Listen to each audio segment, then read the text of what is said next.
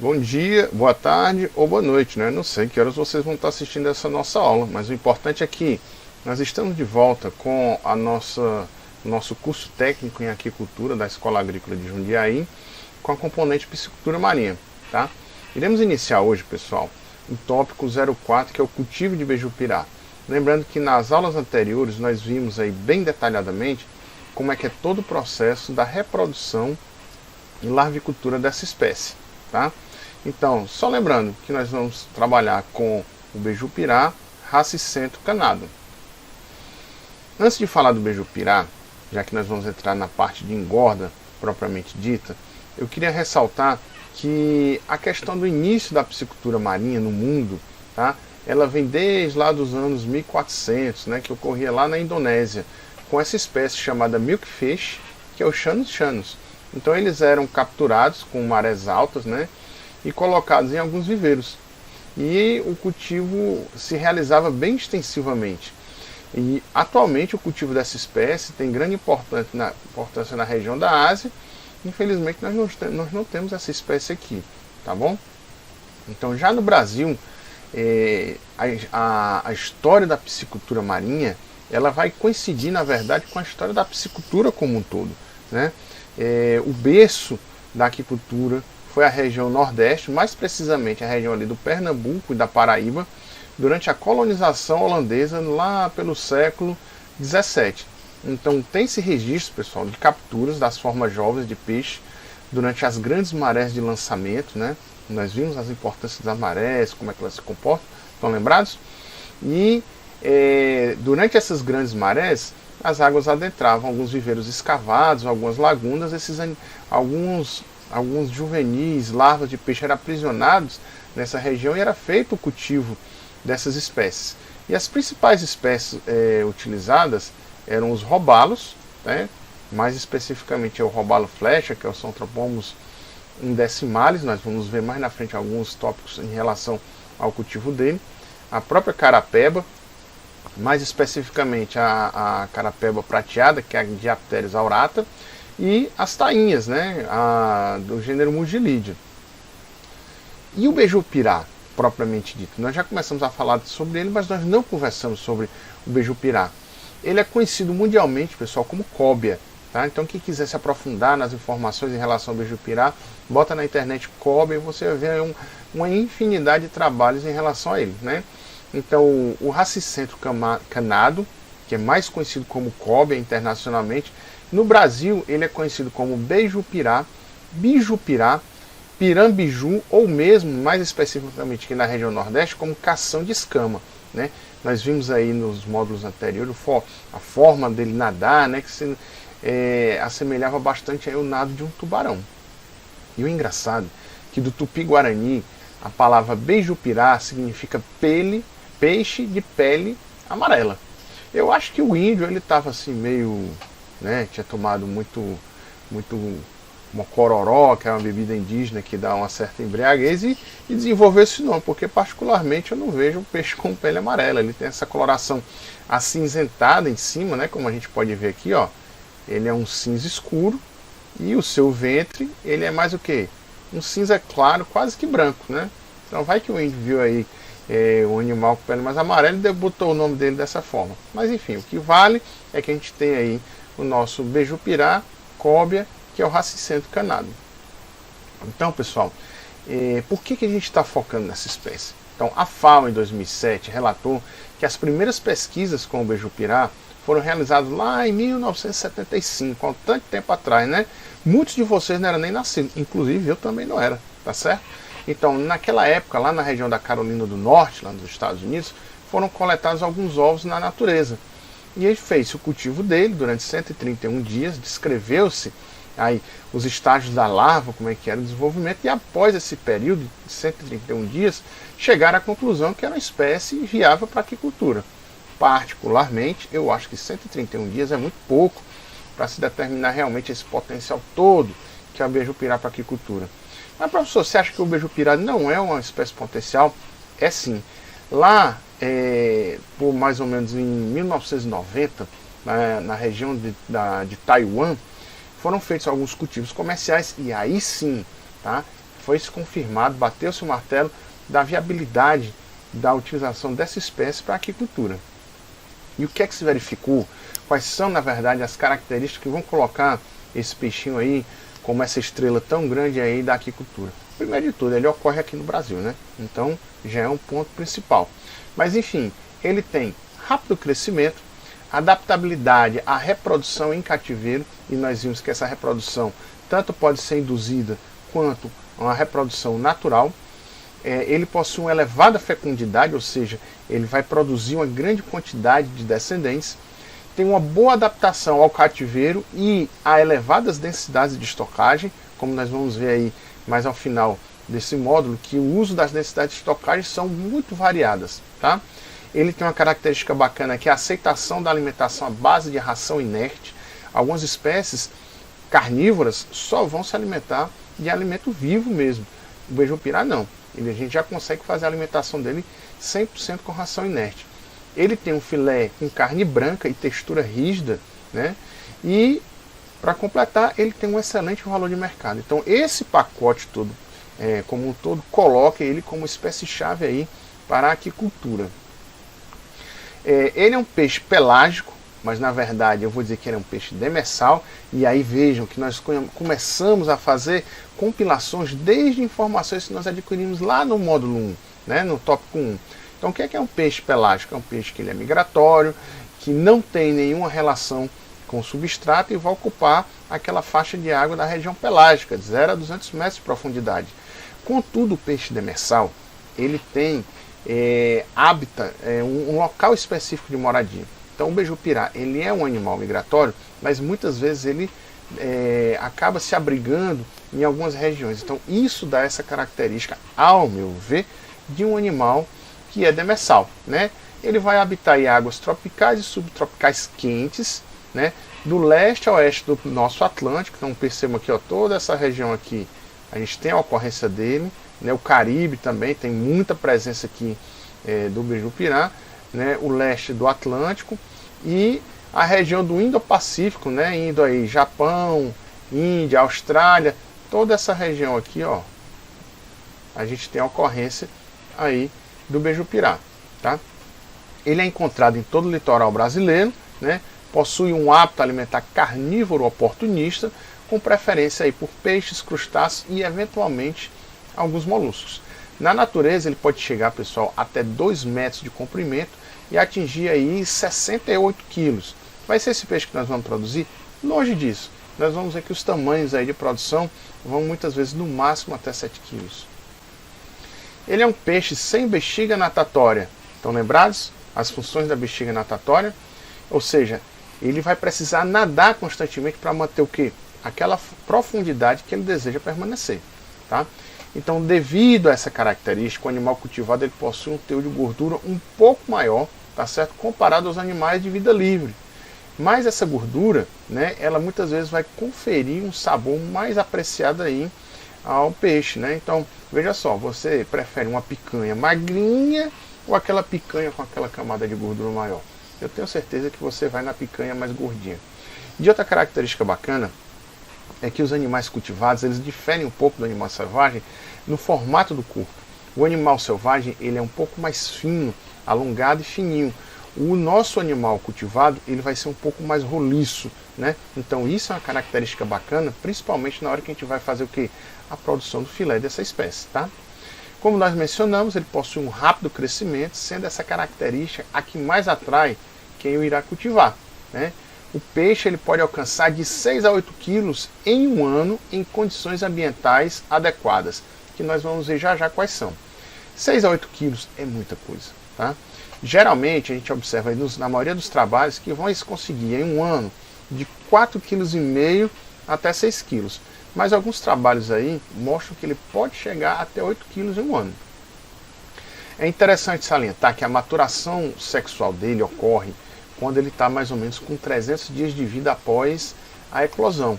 E esse ponto é muito importante, porque muitas vezes ele vai acontecer quando o animal está no cultivo em torno aí de 3 quilos. E existe uma quebra no crescimento quando o animal atinge a maturidade sexual. Então muitas vezes as rações que são desenvolvidas aí para esse animal, elas têm que ser modificadas para que se consiga um bom crescimento do animal após a maturação sexual. E a piscicultura marinha no Brasil, pessoal? Só retornando um pouquinho. Atualmente, pessoal, a produção comercial de peixes ainda é inexpressiva no Brasil. Nós temos poucos exemplos de empresas da iniciativa privada realmente trabalhando com a parte comercial de Bejupirá. E nós vamos tentar trazer para vocês alguns resultados dessas empresas, tá? Os estudos de desenvolvimento de espécies nativas ainda estão em andamento, né? Nós estamos pesquisando ainda outras espécies nativas, como os lutijanídeos, né? O próprio robalo, a garopa, que nós vamos falar aqui no nosso curso, são espécies que estão sendo ainda investigadas aí para o bom desenvolvimento dessas espécies na aquicultura, né? As práticas utilizadas em todo o mundo e no Brasil, geralmente, é a coleta das formas jovens e a engorda até o tamanho comercial. Contudo, essa realidade, pessoal, ela já vem sendo modificada. Bejupirá, nós já temos um pacote fechado aí, tecnológico, para reprodução e larvicultura dele. O barramundi, né, que é o Lattes calcariferi, é o robalo europeu, também já se tem todo um protocolo de reprodução e larvicultura dele. As garopas, como nós vamos ver mais à frente, também já se tem alguns protocolos. Enfim, então a tendência de se utilizar essa questão da captura das formas jovens da natureza e utilizar para a aquicultura cada vez mais vem diminuindo. Mas mesmo assim, pessoal, nós ainda temos a questão da larvicultura das espécies marinhas versus a coleta das formas jovens. Então, esse efeito da captura excessiva das formas jovens pode gerar um desbalanceamento no nosso banco natural. Então, quando você retira aquele animal muito jovem da natureza, que não espera ele reproduzir pelo menos uma vez, há uma tendência de você diminuir cada vez mais o tamanho das populações. É igual você ter aí na sua geladeira uma quantidade X de Coca-Cola, latinha, e todo dia você vai lá e tira uma. Se você não repõe, vai chegar um momento que vai acabar, não é isso? Então, o certo é, de repente, para cada latinha que você tire, você coloca duas de volta. Então, quando nós fazemos a pesca dos animais que já atingiram a primeira maturação sexual, esse animal desovou pelo menos uma vez na natureza, ou seja, nós estamos retirando um na forma da pesca, mas ele já devolveu, houve o que nós chamamos tecnicamente de recrutamento, uma infinita quantidade aí de animais que vão retornar à natureza. Okay? Quais são as dificuldades no cativeiro? Isso eu falo, pessoal, para espécies marinhas no geral, tá? Primeiro, o adulto ele não aceita a ração artificial. Nós vamos precisar trazer os reprodutores para o laboratório para fazer a reprodução, né, nossas matrizes, e esses adultos às vezes eles não atendem, eles não pegam de inicial a ração artificial. Tem um colega que trabalhou com Bejupirá e ele utilizou os berçários de camarão. Não vou dizer o nome, mas ele sabe quem é, né? E o que é que ele fazia? Inicialmente ele colocava sardinha viva para o animal consumir. Depois ele começou a ofertar sardinha morta. Depois ele começou a colocar o peixe triturado. Então assim, ele foi fazendo a domesticação do animal. Mas nem todo peixe a gente consegue fazer isso, tá? A alimentação dos adultos vai ser basicamente a parte de peixes e crustáceos do bycatch. Bycatch é uma palavra técnica para fauna acompanhante. Muitas vezes quando se faz arrastos de camarão, vem muito peixe de baixo valor comercial que é coletado e esse peixe ele é descartado, se aproveita apenas o camarão, mas existe uma tendência muito grande a se utilizar esses peixes de baixo valor comercial para alimentação de algumas espécies carnívoras de alto valor comercial, né? E aí nós temos alguns problemas na utilização dessa questão do uso do bycatch como alimento. Primeiro, é um alimento que é desbalanceado e em alguns momentos o reprodutor ele pode ficar com alguma deficiência nutricional. Existe uma questão de poluição orgânica, quando você tritura esse rejeito de pesca e joga nos tanques ou mesmo nas gaiolas de cultivo, como nós vamos ver, nem todo esse alimento ele é aproveitado, e aí ele volta para a natureza na forma de poluição orgânica. E por último, nós temos a possibilidade de disseminação de doenças. Nós vamos ver que existe um protocolo muito restrito para trazermos um reprodutor, uma matriz para dentro do laboratório. E você toma todo esse cuidado, e aí você pega um peixe aí, que a gente chama de trash fish, que é o bycatch, que tinha algum parasito e você não viu, e aí você oferta ao seu reprodutor. E aí você acabou quebrando toda a cadeia da biosseguridade que você tinha dentro do seu laboratório. A questão das rações, tá? Com melhor aceitação vai ser a ração para peixe carnívoro, mais peixe fresco, óleo de peixe, né? E no geral você vai ter rações aí que vai ter em torno de 45% de proteína bruta, com muita presença da farinha de peixe nessa ração, né? E de 3 a 16% de lipídio. Tudo isso faz com que o preço da ração ela fique um pouco mais elevada, né? As larviculturas ainda têm baixos índices de sobrevivência. Para o beiju-pira a gente viu que já está atingindo praticamente aí 40% de sobrevivência, mas almeja-se aí resultados maiores.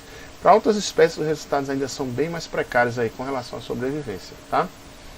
Existe a necessidade da manutenção da qualidade da água, semelhante à água oceânica para algumas espécies, como como eu citei para vocês quando a gente estava trabalhando com a parte do tópico de sistemas flutuantes, ou seja, os atuns, né? Existe uma necessidade muito grande de manter a água com a qualidade oceânica para que esse animal consiga desenvolver a gônada e reproduza artificialmente, tá? Existe também, pessoal, a necessidade em alguns momentos da simulação do ambiente natural. Então é uma série de problemas aí, na verdade, de contratempos que vão prejudicar, que na verdade que vão dar um pouco mais de trabalho no desenvolvimento dessas espécies marinhas. Nós vamos conversar agora sobre como nós vamos capturar o nosso reprodutor, né, e esse tópico eu deveria ter colocado lá antes, quando a gente falava da larvicultura, como a gente vai pegar o nosso reprodutor até ele chegar no laboratório, tá? Então, primeiro, nós vamos utilizar os covos, que são armadilhas, né? Nós temos aqui um exemplo de covo, né? É colocado aqui, por exemplo, a isca aqui dentro, e aqui é a abertura por onde o peixe vai entrar, chamada de sanga. Então, na hora que o covo está na água, o peixe vai entrar por essa sanga, que é como se fosse um funil, e vai ficar aprisionado aqui dentro. Aqui nós temos outros tipos de covo, né, de duas sangas. Você tem essa abertura, e você tem a abertura por baixo também. Tá? No ciludo, pessoal, particularmente, eu tenho 1,88 m, e esse covo aqui ele é bem mais alto do que eu. Então são estruturas bem grandes aí utilizadas aí para a captura dos peixes. É muito interessante essa forma de captura porque não agride a integridade do animal, né? Aqui a gente tem alguns exemplos de questão de dimensionamento dos covos, né? Uma boia de flutuação, aqui a linha do mar, joga-se os covos aqui na região onde ocorre a presença desse animal, e aí, como tem isca aqui dentro, o animal vai ser capturado, depois você recolhe o covo e tira o peixe aí de dentro. Um outro método de cultivos é a utilização dos currais de pesca. Muito interessante, em algumas regiões é uma estrutura muito bonita, né? Isso me remonta bem à minha formação de engenheiro de pesca. Você tem aqui a formação aqui dessa espia, né? E aí os peixes eles são direcionados para essa última sala aqui, tá? Que a gente tem uma observação mais de perto, né? Essas últimas salas. Então, na maré cheia, geralmente os animais vão rumo à costa. Quando a maré vai secando, os animais tendem a voltar para o mar aberto. Então, aqui nós temos o que? O mar aberto, e aqui nós teríamos a costa. Então o peixe ele vem batendo aqui, vem batendo e vai sendo direcionado para essa última sala. Então durante a maré seca, né, dependendo do curral, se for muito próximo à costa aqui, ou ele chega até a secar quase todo. Aqui nós temos alguns currais, salvo engano, na região de Bitupitá, no Ceará, muito bonita, que tem uma plataforma continental bem plana e rasa. Existe aqui inúmeros currais de pesca, tá? E os animais vão sendo aprisionados aqui. Essa região aqui ela nunca seca, mas eles vão ficando presos e você consegue chegar ao animal, ele vai estar vivo ali, e sem o uso de nenhum instrumento que vá ferir o corpo do animal, você consegue capturar, colocar no barco e levar de volta para o seu laboratório. E por último nós temos a questão da utilização de anzóis sem barbela, né? Anzol com isca, você vai pescar naquela região onde o animal está, e preferencialmente um anzol limpo, sem barbela. Aqui a gente tem um anzol que tem uma barbela, né, que alguns chamam de fisga, e aqui nós temos um anzol com múltiplas barbelas, uma barbela, duas barbelas e três barbelinhas aí. A barbela ela serve para que o anzol não saia da boca do animal, só que do jeito que ele entra cortando, ele volta cortando também. Então é preciso que nós façamos a utilização do anzol sem barbela, para que mais facilmente você retire o anzol do animal sem machucá-lo. Mas também tem um problema: o anzol sem barbela, o peixe ele vai se livrar mais facilmente. Independente da arte de pesca que você utilizar para a captura do seu reprodutor, ao colocá-lo no barco, você vai dar inicialmente um banho de água doce por 5 minutos para retirar algum possível ectoparasita que tem aí no animal, tanto no corpo quanto no sistema branquial dele, tá certo? Então dá um banho de água doce por 5 minutos, depois retorna ele para a água semelhante à água que ele estava, ou seja, vai bombear ali do mar onde você estava a água para dentro do barco, vai colocar aeração e vai seguir aí para o porto para levar para o seu laboratório. E como é feito o transporte dos reprodutores? Tá? Você vai chegar no porto já com seus reprodutores que já passou por aquele banhozinho de água doce inicial, vai utilizar aí caixas de transporte de 500 a 1000 litros, talvez até um pouco mais. Nessas caixas, a densidade de estocagem que você deve utilizar não deve ser superior a 5 kg a cada 100 litros, ou seja, se você utilizar uma caixa d'água de transporte de 1000 litros, você vai utilizar no máximo 50 kg de reprodutor. Oxigenação forçada, né, com oxigênio puro, próximo à saturação, isso faz com que o animal ele fique meio doidão de oxigênio, diminuindo o estresse do animal. Pode-se fazer o controle da temperatura aí com blocos de gelo, reduzindo a temperatura aí, de repente até 22 graus Celsius, né, dependendo do tempo de transporte. E a salinidade, você vai utilizar a mesma salinidade que o animal estava, né? Ou seja, se você capturou o animal no mar, provavelmente vai estar entre 30 e 36 partes por mil. Durante o transporte, o animal ele pode vir a desenvolver algum sinal de estresse. E isso a gente vai ter que observar. Como? Primeiro, o animal pode ter alguma mudança de coloração. Então lembrando que o animal tem aqui, né, o dorso dele mais branquinho, então ele pode começar a desenvolver algumas manchas vermelhas, hemorrágicas aqui no ventre do animal. Tá? Outra coisa, peixes em decúbito lateral, ou seja, o peixe ele fica nadando de lado, de banda, né, desorientado. Movimento rápido do opérculo e da boca e, junto com isso, um boquejamento na superfície. Isso pode indicar, primeiro, logo, mais óbvio, baixa concentração de oxigênio. Segundo, excesso de composto nitrogenado na água, como amônia, ou mesmo até infestação das brancas do animal. Tá certo? E por último, uma outra característica de estresse são ferimentos pelo corpo do animal. Então, fica ligado aí de olho, vendo aí o seu peixe, como é que está sendo feito o transporte dele. Chegamos ao laboratório, e aí vem esse protocolo bem específico do que fazer, tá? Antes de colocar essa sua matriz, seu reprodutor, junto com as outras matrizes que você já tem ali dentro. Tá? Então aqui é um manejo proposto aqui por Cavalli, Cavalin e Benetti, né? Detalhe, pessoal, o professor Benetti, Daniel Benetti, é uma das maiores sumidades aí no cultivo de Bejupirá no planeta. Se você for observar aí, só vai dar Benetti e Liao aí em todas as suas citações. Então, ele tem um laboratório lá na Universidade da Flórida, né, em Miami. Infelizmente, quando eu estive lá, não tive a oportunidade de conhecê-lo, mas conheci o laboratório, uma estrutura muito bacana. E ele desenvolveu esse protocolo. Então, o que é que você faz? Você chegou com o seu reprodutor, vai passar pelo primeiro tanque. Nós temos 5 tanques, 5 passos a serem seguidos. O primeiro, um tanque com anestésico. Você vai anestesiar o seu peixe para você conseguir manipular. Tá? Então você vai utilizar 50 ppm de óleo de cravo. Então o exemplo que nós damos é o uso de 5 ml de óleo de cravo para cada 100 litros de água. Essa dosagem, na verdade, pode ser de 10 a 50 ppm. 10 ppm o animal vai ficar levemente anestesiado, 50 ele vai ficar realmente todo apagado. Tá? Então, dependendo do nível de manejo que você for precisar, apaga o animal mesmo para você conseguir fazer o manejo. E nesse momento, quando nós passamos aí a utilizar o óleo de cravo, nós vamos fazer inicialmente uma injeção de oxitetraciclina no animal, que é um antibiótico, né? Utiliza-se uma dosagem de 25 mg por cada quilo de peixe. E aí eu ressalto que 25 mg é de produto ativo, então você tem que pegar a bula da tetraciclina que você vai utilizar, ver qual é a concentração e fazer a devida correção para aplicar 25 mg por quilo de peixe. Tá certo? Então, se o seu reprodutor tem 10 kg, você vai aplicar 250 mg de produto ativo no seu animal. Feito o uso da tetraciclina, e nesse manejo ele é injetável, tá certo? Vai se fazer uma coleta das gônadas do animal. Não existe dimorfismo do Bejupirá, então a gente não consegue saber quem é o macho e quem é a fêmea. Então, coloca-se uma cânula no orifício, né, na papila urogenital do animal, e se extrai uma porção de material gonadal e leva para o microscópio. Lá você vai ver se tem óvulos ou se tem espermatozoide.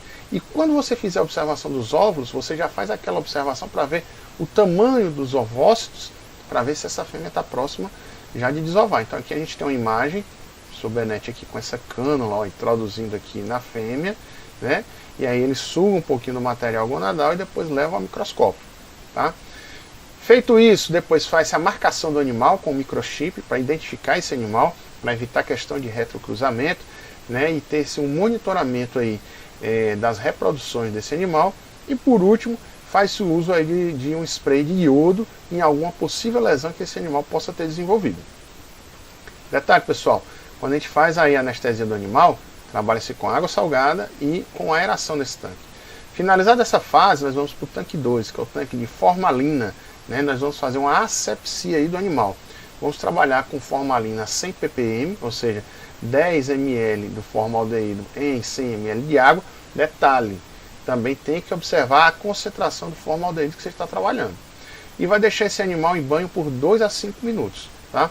Tudo que é ectoparasita que está no corpo do animal, né, nas brancas, nesse momento que não caiu ainda lá naquele banho de água doce que deu no barco, vai ficar retido aí nesse banho de formalina. Posteriormente, leva o animal para um banho de água doce, ele já vai começar a sair aí da anestesia do óleo de cravo e vai deixá-lo ele de 5 a 10 minutos aí nesse banho de água doce. Essa água doce é bom até que limpa algum resíduo de formalina que ficou no corpo do animal. Feito isso, esse animal ele vai para uma quarentena, tá? Ele vai ser deixado num tanque, não vai estar ainda junto com os outros reprodutores, onde vai se fazer a observação do animal se todos aqueles cuidados foram eficientes, ou seja, se ainda tem algum ectoparasita, se as lesões que possivelmente o animal tinha, se elas estão cicatrizando, né? Natação. E esse animal, nos primeiros dias, muitas vezes ele não vai querer se alimentar, tá? Mas assim, não é uma regra, pode ser que você coloque o animal no tanque e pouco tempo depois ele já tem aí, já começa a pegar aí os pedaços de peixe ou de camarão que você utiliza aí na alimentação do seu reprodutor. 30 dias de observação, aí você já pode mandar ele para o último tanque, que é o tanque de maturação, e aí sim ele já vai estar junto com os seus outros reprodutores, pronto aí para fazer a reprodução. Isso aqui, pessoal, é uma foto lá do laboratório do professor Benete, em Miami, né? Não é minha, é do Cavalim, mas veja só, tanque anestésico, tanque de formalina, tanque de água doce, e aqui nós já temos o tanque de quarentena. E aqui ao lado já existe todo o material pronto, microscópio, aplicação de chip. Aqui a gente tem um detalhe aqui, ó, no sprayzinho de iodo aqui já pronto para ser utilizado também. Então, antes de iniciar o protocolo, arme o seu circo como um todo, faça aí mentalmente todo o procedimento para ver se você já está preparado para iniciar o manejo. Aqui eu trago para vocês, pessoal, um exemplo das etapas de cultivo que se tem para o beiju-pirá, mas também pode ser utilizado para qualquer outra espécie marinha, tá? Você tem a opção de ter reprodutores selvagens, que a grande maioria faz, ou reprodutores que já vieram de alguns cultivos. Então, faz-se a desova, induzida ou natural, e aí nós vamos ter as larvas. Paralelamente, nós temos que ter toda uma estrutura de alimento vivo já pronto para fazer o cultivo das nossas larvas, que vão chegar a alevinos. Nesse momento aqui, os alevinos eles podem ser de origem selvagem, para ser cultivados, ou vir da nossa própria reprodução. Uma vez que nós fizemos uma reprodução no laboratório, existe também uma conduta muito interessante, que é a soltura desse alevino na natureza, para eles serem capturados novamente depois. Isso é um tipo de agricultura extremamente extensiva, mas também que pode ser utilizada. No geral, o que é que a gente faz? Pega o nosso alevino, faz o cultivo até o tamanho comercial. Mas só para vocês terem ideia, aqui no Rio Grande do Norte, ali na região de Barra do Cunhaú, uma empresa chamada Camanó, que trabalha com camarão, eles fizeram a parte de reprodução de beiju-pirá e fizeram a soltura num projeto em parceria com a FRN de inúmeros animais ali na região estuarina. E alguns meses depois já havia relato de pescadores capturando beiju-pirá onde ali não tinha a ocorrência dessa espécie. Então veja como é a possibilidade do uso de soltura de alevino e recaptura. E as estruturas de cultivo utilizadas? Quais seriam? Primeiro, viveiros escavados, né, ou viveiros do tipo Raceway.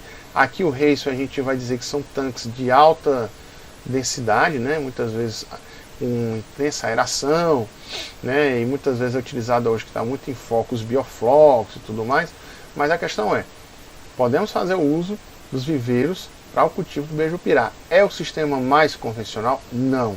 Mas existem relatos, e nós vamos ver na próxima aula, resultados inclusive de cultivo de beiju-pirá em viveiros. Nós temos a questão dos tanques redes, e aqui existe uma pequena dificuldade, pessoal, em fazer a diferenciação do que é tanque rede, do que é gaiola, né? Então aqui nós vamos dizer que tanque rede são os tanques de menor volume próximo à costa, tá? Então nós temos aqui algumas imagens de tanques do tipo que nós chamamos de PEAD, né? Que é polietileno de alta densidade. São aquelas gaiolas bem tradicionais aí que nós vimos aí nas nossas aulas anteriores sobre sistemas de cultivo. E aí fica bacana porque a gente começa a juntar todas as informações que nós vimos, que nós fizemos todo o nosso alicerce teórico para chegar exatamente nesse momento, né? Então aqui nós temos os tanques redes aqui de PEAD ou HDPE e outros tanques redes, né, mais simples, né, de material metálico e flutuadores, né? Nós temos também a possibilidade de utilização de gaiolas offshore, ou seja, os cultivos fora da costa. E aqui a gente tem um tipo de gaiola que ela é praticamente toda submersa, somente o colar flutuante ele está aqui na superfície. Inclusive tem essas telas em momentos de tormenta, passa-se uma tela aqui em cima e a onda pode até passar aqui por cima sem problema algum. Percebam o tamanho do operário aqui frente ao tamanho da gaiola, né? Aqui é um tanque rede, uma gaiola de PEAD também, só que são fora da costa, né, em grandes profundidades. E existem, pessoal, as gaiolas submersas. Nós vimos também algumas imagens. Aqui é um projeto no Havaí, uma gaiola octogonal bicônica, né, onde a gente tem aqui cultivos em altas densidades do beiju-pirá. E nós temos aqui um exemplo, né, para vocês verem aqui só de cima a magnitude dessa gaiola que é utilizada aí para o cultivo aí, não apenas do beiju-pirá, mas de outras espécies também, tá? Nós temos também outros exemplos de gaiolas offshore, que são aqueles aquapods, que nós vimos algumas imagens belíssimas, né? São tanques globulares aí, onde é utilizado altíssimas densidades de estocagem. E os RAS, que são os Recirculation Aquaculture Systems, né? Que são sistemas de recirculação de água. Então nós temos aí alguns trabalhos aí de 2019 que mostram a viabilidade de se trabalhar com o cultivo de beiju-pirá em sistema RAS, inclusive tirando aí resultados fantásticos com altas densidades e elevadas sobrevivências. Esse projeto aqui particularmente conseguiu-se quase que 90% de sobrevivência, aí chegando animal aí com, salvo engano, 3,5 kg a 4 kg num tempo bem bacana. Para finalizar essa aula agora, pessoal, nós vamos comentar sobre qualidade de água e as densidades de estocagem utilizadas, tá? Então, atualmente os resultados de produção do beiju-pirá, eles são muito diversos. Se você olhar na literatura, tem muito resultado variado. Então, a gente observou que nós temos aí duas variáveis extremamente importantes que vão dar o norte, né, do sucesso da produção. Eu não vou falar de oxigênio, porque todo mundo sabe que o peixe sem oxigênio, o peixe morre, né? Salinidade. Salinidade, o animal é um animal marinho. Então é interessante que ele trabalhe ali naquela faixa entre 30 e 34 partes por mil. Mas um dado muito importante é a questão da densidade de estocagem. Lembrando que é um animal carnívoro, né? Predador oportunista. Então, se você trabalha aí com densidades aí elevadas e não fornece o alimento, provavelmente nós vamos ter canibalismo, tá? Então nós vamos ver alguns exemplos, por exemplo, para gaiolas submersas, onde esse trabalho aqui foi feito com quem? O mesmo lote de alevinho. Então, ao se utilizar 5 kg por metro cúbico, chegou-se a 6 kg, né, um animal com 6 kg, salvo engano saiu aí com 3 gramas, chegou em 6 kg em um ano, 363 dias. No mesmo projeto, tá certo? Utilizando os mesmos alevinos do mesmo lote, Ao se utilizar 15 kg por metro cúbico, o peso foi bem inferior, 3,5 kg em 346 dias. Ah, professor, quase 20 dias menos. Pois é, mas você está vendo que é quase metade do peso. Já em gaiolas flutuantes, né, um dos principais autores, que é o Liao, ele conseguiu aí 3 kg, usando 3 kg por metro cúbico, os resultados de 6 kg em um ano. É aquele autor que fala que dá para conseguir 6 até 8 kg em um ano. Então ele conseguiu, tá, 6 kg em um ano, trabalhando com 3 kg por metro cúbico. Então um resultado excelente. Só que em sistema de recirculação, já se tem trabalhos que mostram que ao se utilizar 30 kg por metro cúbico, né, uma densidade altíssima, conseguiu-se um animal com 4 kg em mais ou menos um ano de cultivo. Tá? Detalhe, pessoal, todos esses cultivos são 100%, a alimentação é 100% à base de ração artificial. Tá? Então, o RAS, que é o sistema de recirculação de água, esses resultados são para tanques pequenos, 8, 10 metros cúbicos. Mas esses outros resultados aí variando de 6 quilos, né, com densidade de 3 a 5 quilos por metro cúbico, né, ou seja, ao se utilizar de 3 a 5 quilos por metro cúbico, densidade de estocagem final, consegue esse animal em torno de 6 quilos em um ano. Um resultado fantástico, principalmente porque está se trabalhando em gaiolas de grande volume, tá certo? Produzindo toneladas e toneladas de peixe de uma única vez. E o outro fator muito importante que nós vamos ter é a temperatura da água. Tá? Então, abaixo de 16 graus Celsius e acima de 37 graus Celsius já se observa mortalidade. Tá? De 16 até por volta de 23, cada vez mais vai aumentando a eficiência alimentar, né? Uma vez que nós vamos ter aí definido como a faixa ótima de temperatura de 27 a 29 graus Celsius. É ali onde nós vamos ter um fator de conversão alimentar otimizado, ou seja, o animal vai ter a maior eficiência da absorção do alimento consumido, né? As maiores sobrevivências e os melhores crescimentos vão ocorrer entre 27 e 29 graus Celsius. Quando você começa a aumentar um pouco a temperatura, a eficiência alimentar diminui, o metabolismo do animal começa a acelerar um pouco mais, ele vai queimar mais energia, e a energia que está sendo gasta no metabolismo deixa de ser utilizada onde? No crescimento. Né?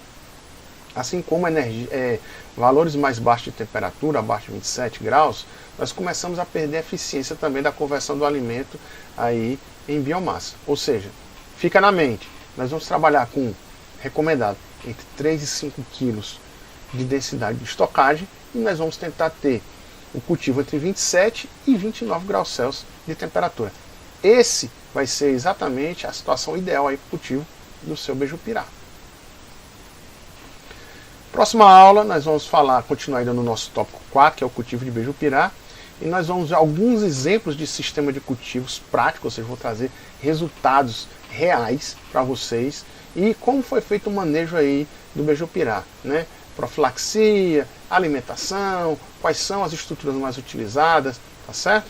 Então, aguarda um pouquinho aí que na próxima aula a gente vai concluir o nosso tema sobre beijupirá.